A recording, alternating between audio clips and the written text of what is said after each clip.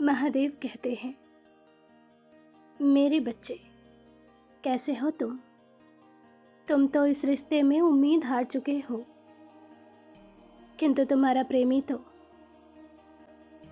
कुछ और ही सोच कर बैठा है। आज उसे तुम्हारा होना समझ में आ रहा है। आज वो अंदर ही अंदर घुट रहा है। अपने आप को इतना व्यस्त रखने के बाद भी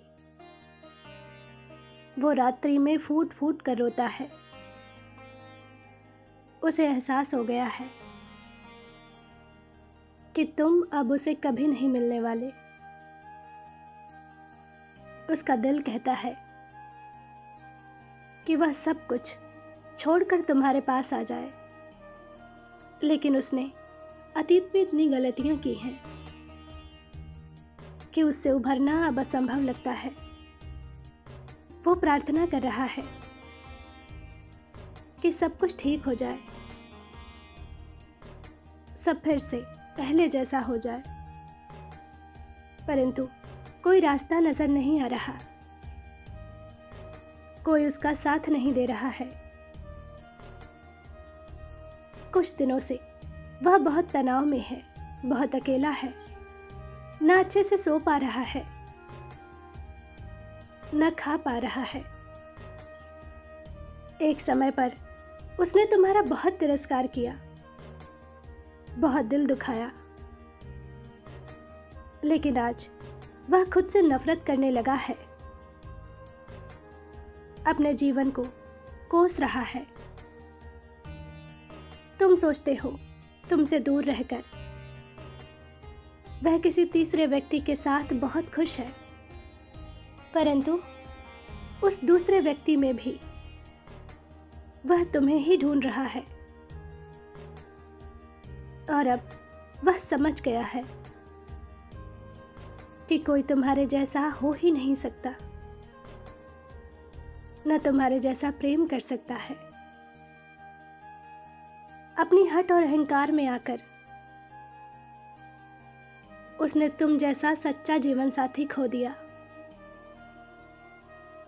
लेकिन उसने इतनी गलतियां कर दी है कि अब चाह कर भी उसे सुधारा नहीं जा सकता। वह ऊपर से सबको ठीक और खुश दिख रहा है, लेकिन भीतर से तकलीफ में है। हर समय तुम्हारे साथ बिताए पलों को याद करता है। वो तुम्हें गले लगाना चाहता है, तुमसे माफी मांगना चाहता है, तुम्हारे साथ फिर से पुरानी बीती खूबसूरत यादों को जीना चाहता है। उसे आभास हो गया है कि अब शायद तुम उसे कभी माफ नहीं करोगे। आज वो सोच रहा है कि तुम्हें नजरअंदाज करना उसकी सबसे बड़ी भूल थी। तुम्हारे ऊपर किसी तीसरे व्यक्ति, किसी तीसरे विकल्प को चुनकर उसने गलती की। तुम उसके लिए सर्वश्रेष्ठ थे और वो तुम्हारे प्रेम को समझ नहीं पाया और गलत निर्णय कर बैठा।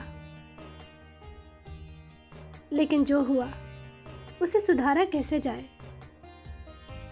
वो इस पर विचार कर रहा है, क्योंकि उसने तुमसे दूरी बनाने की बहुत कोशिश की, परंतु वह असफल रहा। अभी वह तुम्हारी ओर आकर्षित हो रहा है। तुम्हारा बदलाव, तुम्हारे चेहरे की चमक उसे अपनी ओर खींच रहा है। तुम्हारे भीतर आए बदलाव को वो देख रहा है। पहले कैसे उसके एक इशारे पर तुम सब कुछ त्यागने को,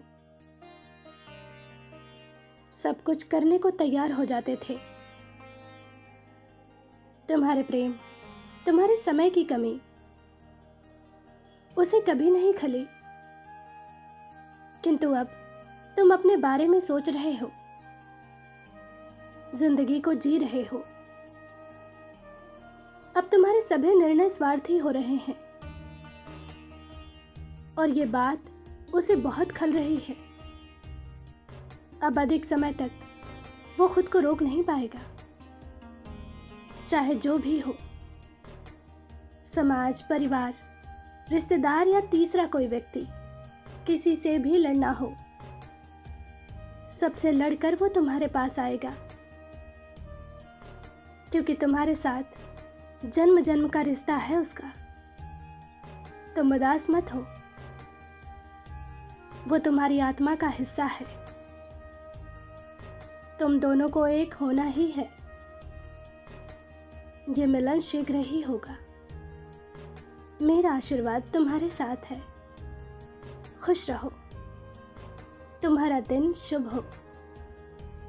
सच्चे मन से कहो ओम नमः शिवाय।